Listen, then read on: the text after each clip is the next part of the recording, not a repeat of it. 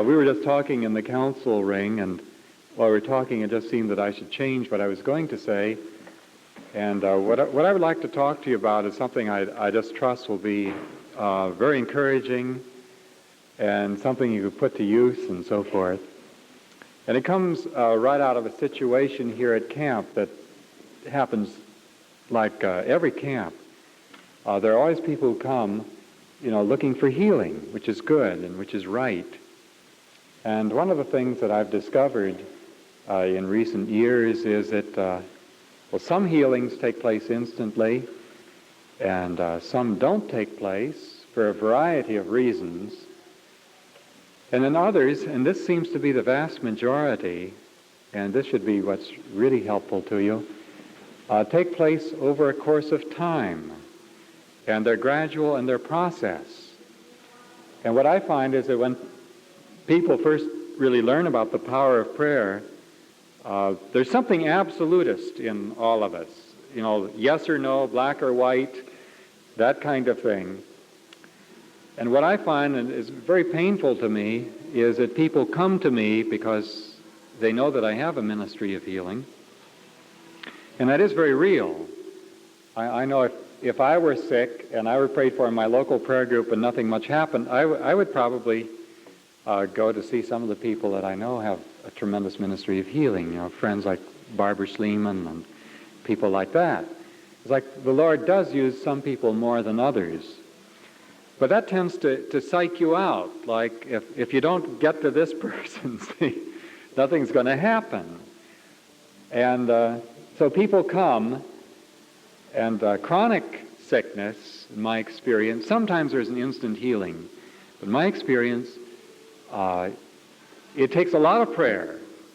And so I feel badly because somebody comes to me and all I have time for is like 1 minute.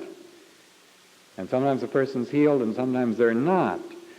But I've learned, and I'm really glad that there's something in the gospel about this, that some things take time. And these are not often preached about. I've mentioned a couple of things in Scripture that people usually don't preach. In the circles in which I, like CFO circles, you don't hear too many talks about blessed are the poor and woe to you rich. You just don't hear about that. Now, one of the things that you don't hear about in healing services are these passages in Scripture about, like, the importunate widow, who just kept after the Lord until he had to answer. Remember that story? She kept beating at the door of this unjust, he wasn't unjust, he just didn't want to be bothered. And she kept claiming justice. And finally, he said, well, I got to get rid of this woman, so I'll give her justice. And the whole point of that is, that God is going to answer those who keep asking night and day, see. And yet the way I hear things preached often is you got one shot at it, see. And after I've prayed for you for 1 minute, you go home and claim your healing, and if you come back next week, I say, well, don't you believe in the promises? Go back home. Don't ask me to pray for you again. We prayed last week. Now, I don't see that. That's a rule that somebody makes up who's too lazy to pray. And they say it's the Lord. And I don't see anything about that in the Scripture. What I see is Jesus talking about night and day sometimes. See, there's the other wonderful story about the man who's in bed with all his family. And somebody comes in the middle of the night and says, I want some bread. I got some guests just dropped in. I need some bread. And in the Middle East, as you know, there's a real law of hospitality. And they make a real point of bringing people in who are visitors. The American Indians did the same thing. You just don't turn them out cold. But in the Middle East, they have real simple, at least in those days, very simple living arrangements. And everybody's probably in this one room, and to keep the robbers out, Costa de Year told me this. They still do this in real simple dwellings. Get everybody in bed in this one big room, and then you bar the door, and you got the mattresses and everything else up against the door. So it's a real hassle if you're going to open things up. Everybody's got to get up. So this man comes in the middle of the night, pounds on the door, and says, I want some bread. And, they don't answer. They say, go away. We're all in bed for the night. Go away. But the man keeps pounding at the door. So finally, just to get some sleep, he finally answers the door and gives them bread. And again, the whole point of that is to encourage you to keep knocking.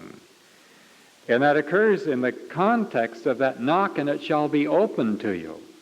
And in context, that knock and it shall be open implies getting somebody out of bed.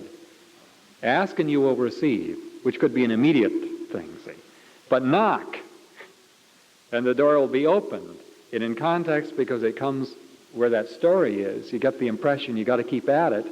And in between those two is seek. And seeking, as you know, is like that woman looking for the coin. If you're seeking, it's not just an instant thing. It's like getting down on the floor and looking for this thing that's been missing. Seek and you will find. So Jesus is saying there's some things that take a little time. Now, that's what I'd really like to share with you, what we found about the time required in prayer, because this is not always taught. And I think it's just great that even Jesus had to pray twice. Remember the man who was blind, and Jesus prayed for him, and he asked the man how he was, and he said, well, I can see now, but they're people like trees walking around. So Jesus listened to that. He didn't tell him, go claim your healing, it's going to be finished off. He again prayed. Even Jesus had to pray twice for this man until he could see clearly. So if even Jesus had to pray twice, I think there's good warranty that I might have to pray 3 times. Huh? Okay.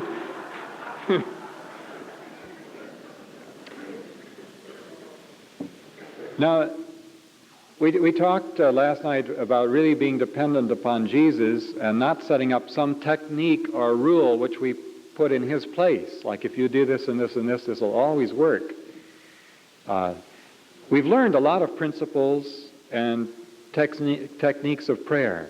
But we've also learned not to put our faith in the technique, because there'll always be a big disparity.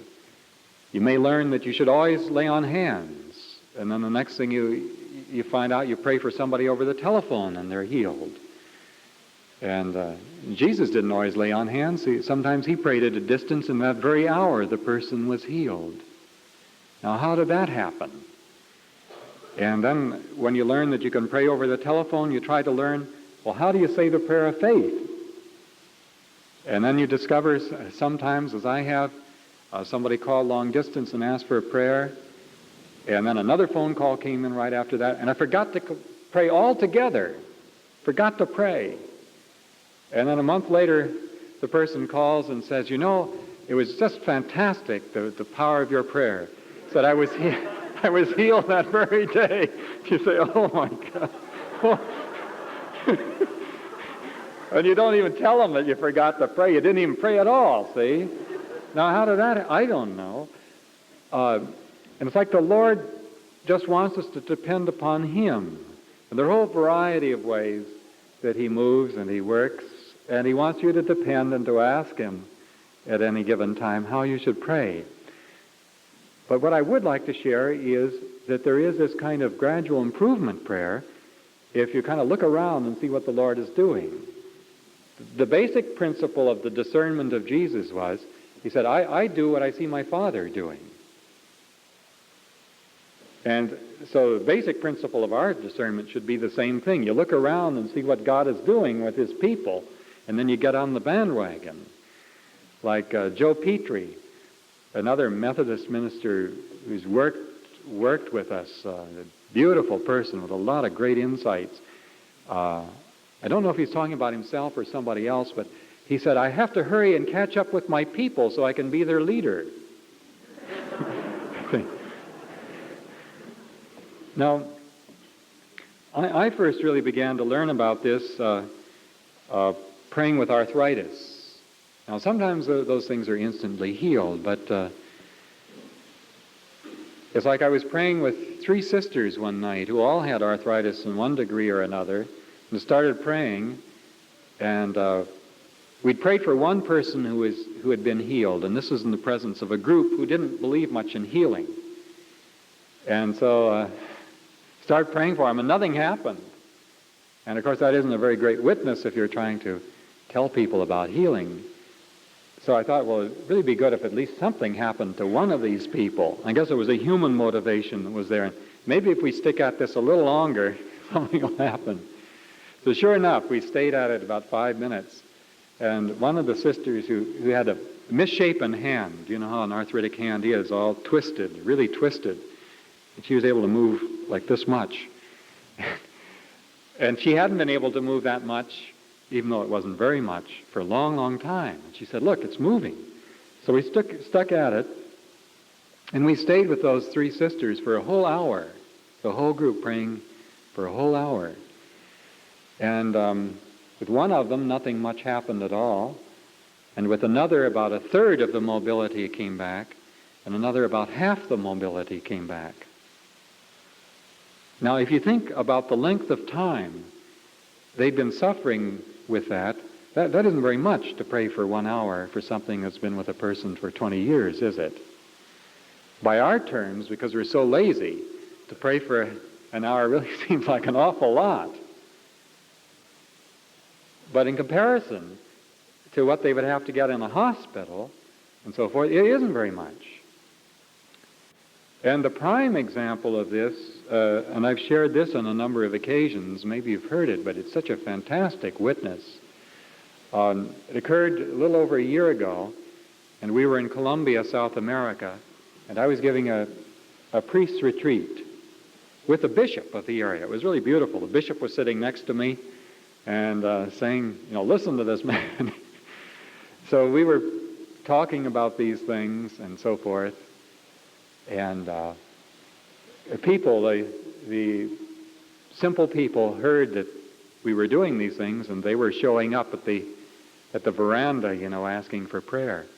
At the last day of this retreat, I came out, and there were some members of my team praying for a young woman. And we were going over to celebrate the Eucharist, and they said, come on over here. So I went over to see what was going on, and they said, something fantastic is happening here. Now, this young woman was 19 years old, and at the age of 5, she had, from a very poor family, they didn't have shoes for the most part at that age. She'd been walking through a swamp, and she stepped on something in the swamp, and it infected. Because she didn't have any medical attention, the thing just kept going until it reached her bone, developed into osteomyelitis. And by the time they got her to a doctor, it was too late, really. They arrested the infection, but it had already done its damage. And so her leg didn't grow right. It was really warped. And I have some photographs of it in the room, but it was twisted. And from the knee down was where the damage had occurred, and they attempted a graft, which didn't take, so she had a big scar down the center of her leg. And her leg was like this, and also like facing you, it went this direction, so it was twisted in a couple of directions. It was also about 6 inches shorter than the normal leg. So she couldn't stand on it. She was on crutches because her leg just didn't reach the ground. And as the team had been praying for her, they noticed that the leg had lengthened some, and from the 6-inch difference, it had grown about 1 inch already. So I joined them, and as we prayed, before supper, this was about a 2-hour period that we prayed, grew another inch. So we decided, well, we had to stick at it after supper, we got together again for another 2 hours that night. And it was beautiful. The bishop joined us after Mass, and it grew another inch, like in the next 2 hours. And it wasn't like you could see it. You had to compare it, with where it had been. So we decided, even though the retreat was over, we wanted to stay with her the next day, so we met in a private home, And we started praying again with a team, people from the local prayer community. And we prayed 2 hours in the morning, and we shifted off because you get tired. You get tired. So some would be praying, and others would be in the next room having coffee, and come back and take over again. And the next day, in the 4 hours we prayed morning and afternoon, it grew about another inch. So by the time we left Medellin, the leg had grown about 4 inches. And not only had it grown, but it had straightened about halfway. And in the bad foot, there was no arch. It was just flat. And the second day, the arch came in. Just amazing. And her bad foot was also smaller than her other foot. That's just the foot part. And the toes are about half size. And I don't even know when this happened exactly, but her toes doubled in size until when we finished, they were just if you look carefully, you could see it still wasn't as large as the other toes, but they're almost the normal size. They'd grown that much. And the scar tissue, which had been very deep, about, 1/8 of an inch sunken in and purplish throughout, that had raised up towards the surface. And most of it, except in 2 spots, was white by this time and very close to the surface. Now that was an amazing thing, see. But already it required about 8 hours prayer. But I don't know of any other instance of that kind of thing happening, really, except at Lourdes, where bone was actually, Agnes Sanford, I know bones have been restored in her ministry. I know this does occur, but this is such a beautiful thing because you could, because as long as you prayed, it continued. When you stopped, it stopped. And a couple of times while we were praying, it stopped. And it turned out that what was needed in this case was an inner healing, those points where it stopped. It was very interesting because there was a lot of teaching in this. And at one point, I forget whether we got the discernment or whether she gave it to us, but it was pretty clear that she needed a healing in her relation with her mother. She had to forgive her mother. What had happened, because they were from a poor family, they didn't have money to take care of this medically, so the mother gave her up to some people. I think some sisters offered to take care of the girl. And in the big city, Medellin, where she could get medical attention. And of course that was all done in love, and it was the right thing to do. But as the girl saw it, her mother, was rejecting her and giving her away. So she really needed to be healed in a relation with her mother. And as soon as we took care of that, the leg started growing again. And a second time it stopped in the afternoon. And when it stopped, we found out that her brother had been seriously injured in a motorcycle accident. And she offered all the suffering of her leg if God would spare her brother.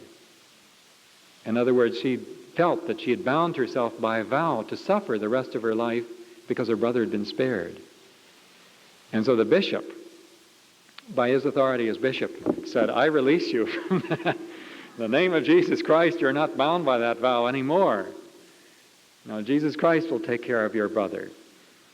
And I declare this in his name, and you're not bound by that. So it's like a curse had been lifted from her. And again, the leg started to grow.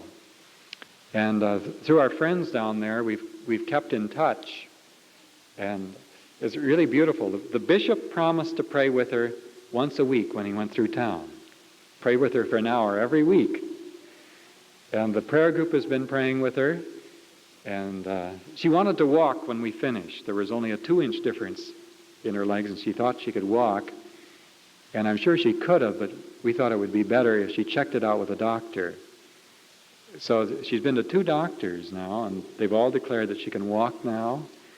And it's just a beautiful thing that's taken place. And that prayer community, and this is my point, see, and what you can do with those among you who have these chronic ailments. That prayer community then took over. No, it wasn't just like us going through town, famous healers or something like that. It was us teaching them their privilege as Christians. And now there's only 1 centimeter difference. And that would mean about half an inch between those two legs. And at one point, while the bishop was praying with her, the leg straightened. And you don't know what that means. It's from a leg that's like this to, while we were praying, it went about halfway. But the thing is now apparently completely straight. And she's on the way. She's walking, and all these wonderful things are taking place. But it's required, I don't know how many hours of prayer that required. And wherever we go, people ask about retarded children and, all the ailments that we have they're really chronic and really deep. And in my experience, when healing takes place, it's almost always in the context of a loving community where people really stick at it. And it's really dangerous to give people the impression that all you need to do is to pray this prayer, and I've got the gift of healing, and now you go home and claim it.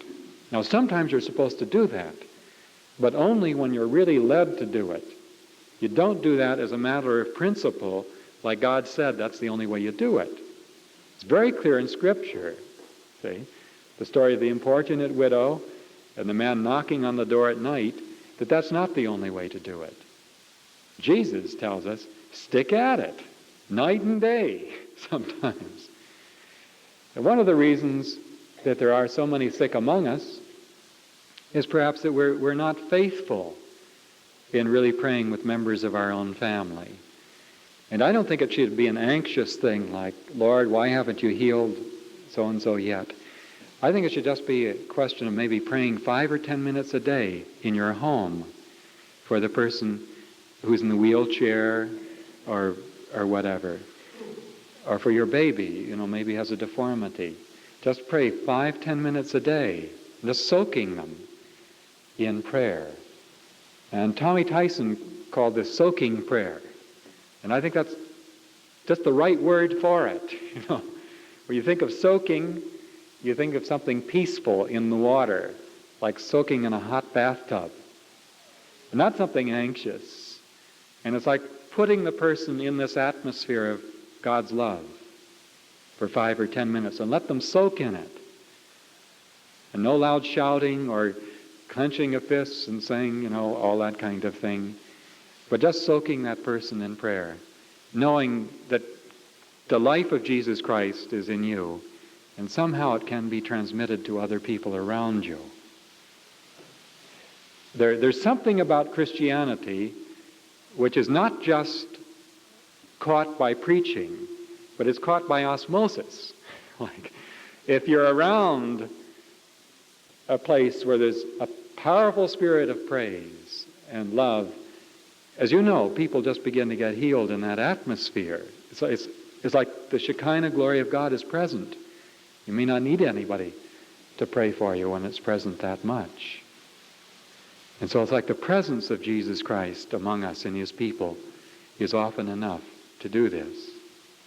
Now, I thought it'd be good. We did this last summer. I'm not able to speak at too many CFOs because of all the other things, but last summer, the Oregon CFO, which is the one that where I spoke last summer, and a couple of you are here from Oregon and will remember this. But there was a young woman who had a scoliosis, S-curve of the spine. She's about 15 years old, and it was so severe. Beautiful girl. It was a hereditary thing. It was so severe she was in a body brace, and the doctors had put her in this body brace from her neck to her hips so that the weight of her body wouldn't just keep increasing that S, you know how it is, but try to hold it in line so it wouldn't deteriorate. And so we kind of made her a prayer project at the camp and started praying for her one night, and it straightened out about, I think the first night, about 50%. The upper part, especially, of the S-curve is almost straight by the time we finished. And then the second night, some more happened. And when she went back home, they took her out of the body brace, and I've gotten some letters from her. And it's kind of hard to make out her writing. And she's either 100% straight or just 5% difference. I'm not sure which it is. Maybe so, I don't know if any of you have seen her since, but I know she's out of the body brace and she's doing great. Now that was all through the prayer of the community at that camp. So I thought it might be good to take some of the things that are not too severe, because relatively severe things might take a matter of months. I think it'd be good if we take something that just might be healed, in our midst, but not the kind of thing which is usually healed with just a one-shot prayer. Get the idea? And something like, say, a tumor, where you could see it go down. Something like that would be a good thing. Or back problems are almost, they go too quickly unless it's a S-curve or something on that order. That's true. Let's see, what's something else that would be like that? You know what I mean? Lengthening of legs, that goes very easy though too, unless it's something where there's a real, most of that isn't really leg lengthening, it's a straightening of the spine. But if it's a real leg lengthening and the bones are different, then that takes a little time. And that's a natural, I think that's very understandable. It's like the Christian life is a real struggle between life and death. And sickness in our bodies is a kind of death in certain areas, isn't it? Like this particular part of my body is not too good. You got a sore throat, it's kind of like a death in those particular cells, and there's a struggle going on. And because of the life of Jesus in itself is complete, but not complete in us, and we're not that filled with the life of Jesus as we'd like to be, it comes through us in diminished form. That's the way I see it, more or less.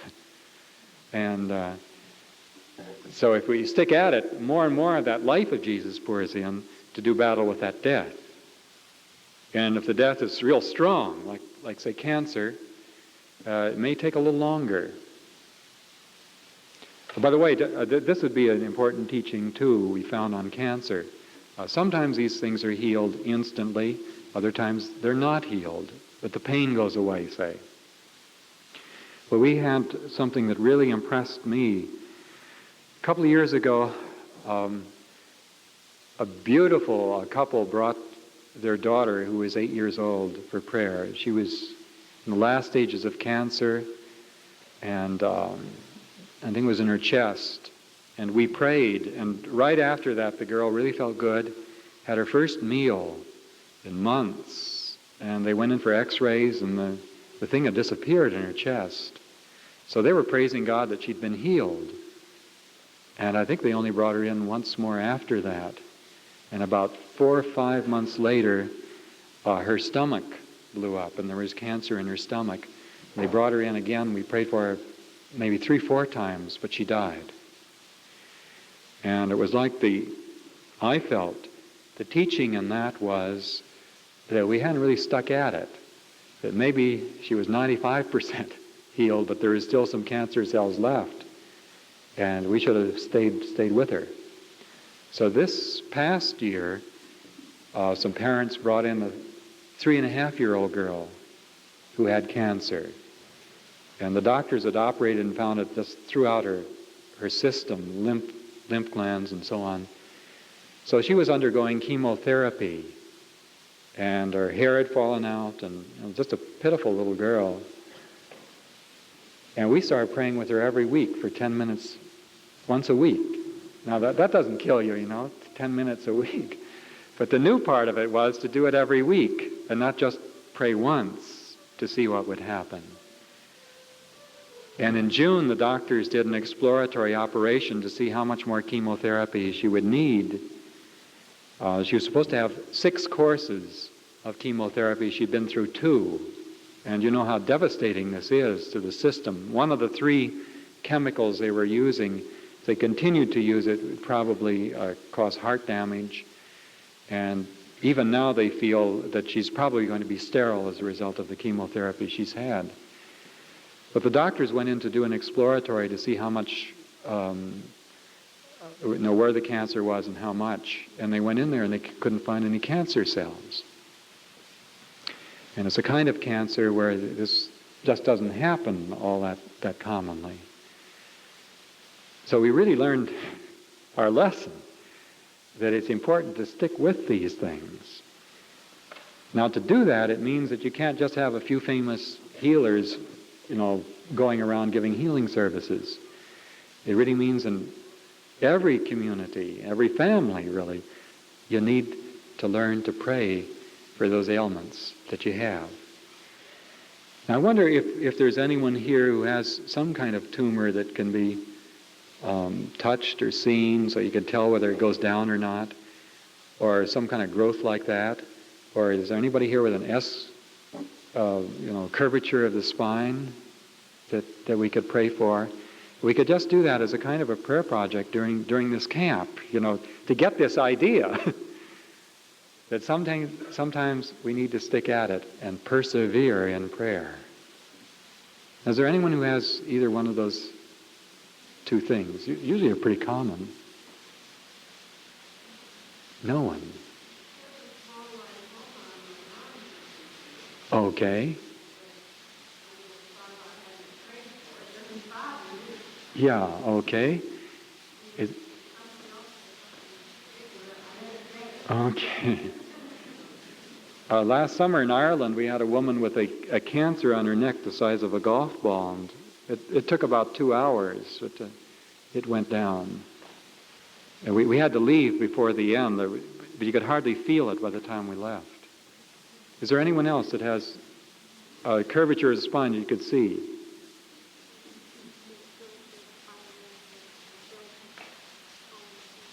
You have a growth on your hand. Okay, Donna. There's someone else. Chewed up fingernails? Oh, not straight. Yeah, that would be that would take a little longer time, wouldn't it? All right, there was another hand. Yes. Could you say it a little louder? All right. Well, we have 3 growths. I think that they're kind of like one of the same thing. So why don't we have the 3 ladies who had growths, why don't you just come on up front here and we'll start praying. And we'll just pray for about 5 minutes, and maybe tonight we can come back on that and pray some more. See what happens.